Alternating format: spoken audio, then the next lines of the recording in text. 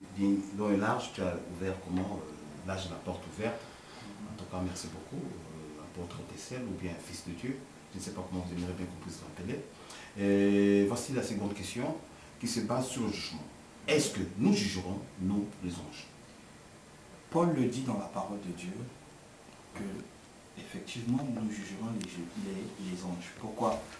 Parce que bien des gens ne comprennent pas que nous sommes au-dessus des anges.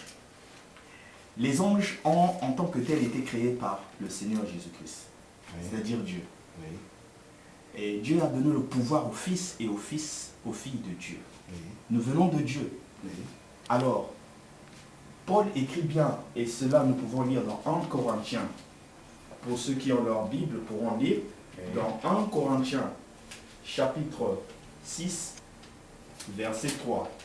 C'est l'apôtre Paul qui le dit, et je lis ça clairement. Oui. Il dit ceci: ne savez-vous pas que nous jugerons les anges, combien plus les affaires de la vie courante? Ici, Paul est très explicite. Et il dit ceci, que nous jugerons les anges. Pourquoi nous jugerons les anges? Oui.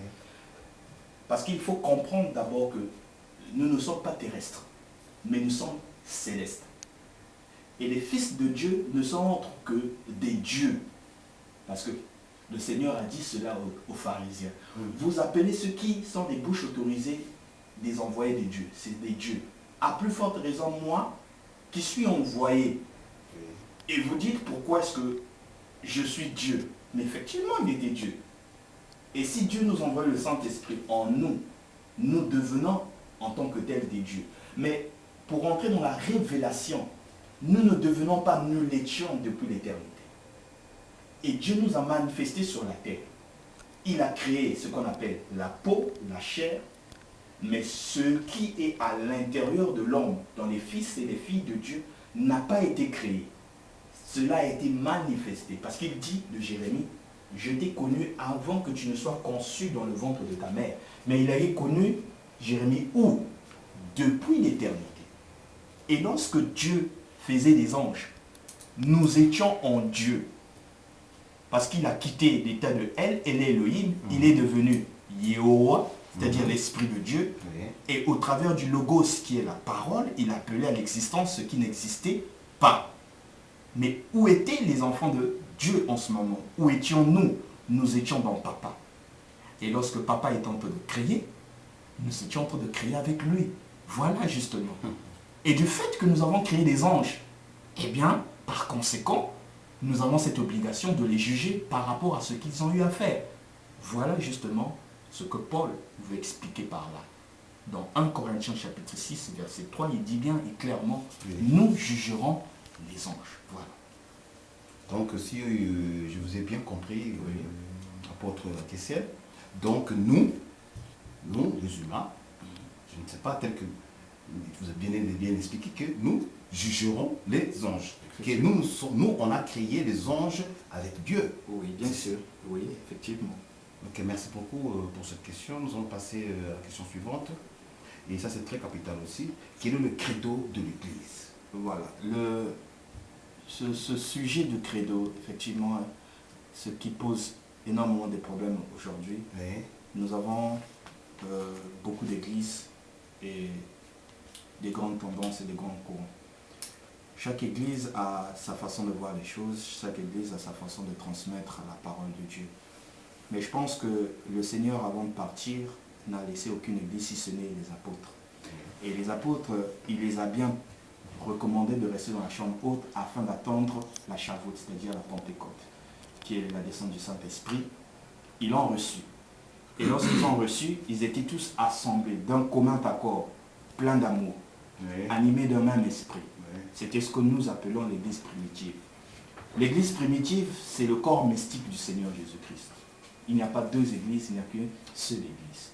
Alors, depuis 325 après Jésus-Christ, il y a eu la création de l'église catholique, c'est-à-dire l'église universelle. Oui. Comme on le dit, l'église mère. Oui. Elle a eu son credo. Et pour elle, elle dit que le credo, c'est l'église. Mais par contre, la parole ne nous dit pas que le credo, c'est l'église. Le credo n'est autre que Christ. Parce que c'est notre fondation. Les chrétiens lorsqu'ils sont arrivés et évolués avec l'évangile, les gens et les païens qui les voyaient disaient que voilà des gens qui se comportent comme le Seigneur Jésus-Christ. Donc ce sont des chrétiens. Chrétiens qui veut dire ceux qui se comportent comme le Christ. Voilà. Notre credo véritable, celle de l'Église épouse de Christ. Le credo, c'est Christ. Or, Christ, c'est la parole. Voilà notre credo. En tout cas, c'est vraiment magnifique. Donc, notre credo, c'est Christ. Oui. Amen.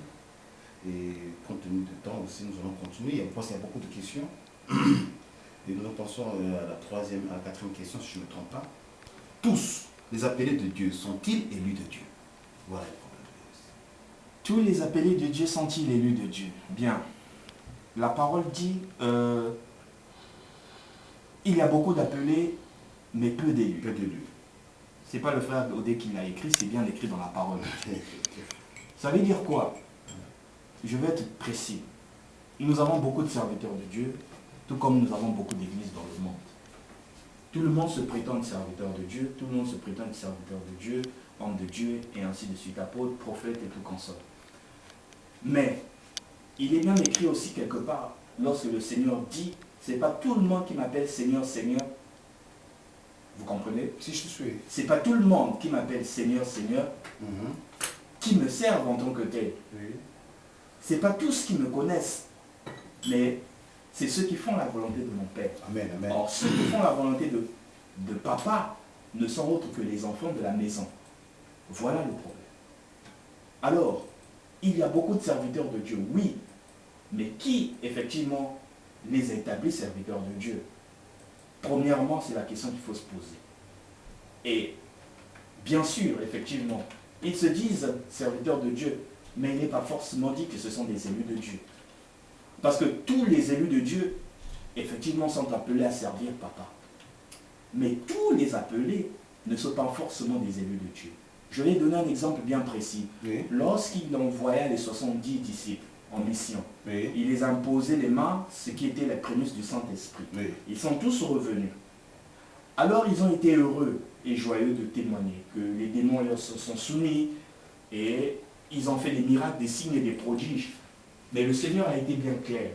Ne vous réjouissez pas du fait que les démons vous soient soumis, mais réjouissez-vous du fait que vos noms soient écrits dans le ciel, c'est-à-dire dans le livre de vie de l'agneau immolé avant la fondation du monde.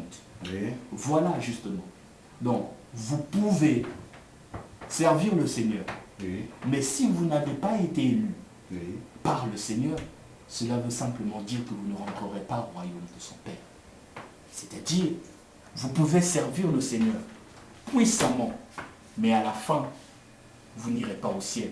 De même que Judas Iscariote a servi Dieu, Oui. il a été choisi par le Seigneur Jésus-Christ, Oui. mais à la fin, il a montré ses couleurs. Oui. C'est pour dire qu'il avait été appelé, Oui. mais il n'était pas élu.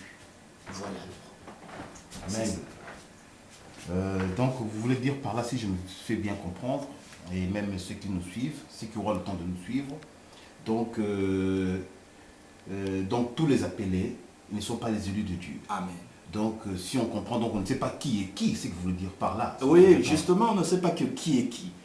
Mais ceux qui sont réellement les fils de Dieu Oui. savent réellement qui est qui. Pourquoi? Parce que la même parole dit que vous le reconnaîtrez par leurs fruits. Oui. Or, celui qui n'a pas le fruit de la parole n'est pas de la parole. Pourquoi? Parce que si vous recevez la parole de Dieu en vous, et que si vous êtes une sémence parole, vous reproduirez les fruits de la parole. Par contre, ceux qui effectivement se prétendent être des appelés de Dieu, Oui. et par conséquent des élus, Oui. mais qui ne produisent pas les fruits de la parole, Oui. vous les reconnaîtrez, aussi simple que possible. Voilà. En tout cas,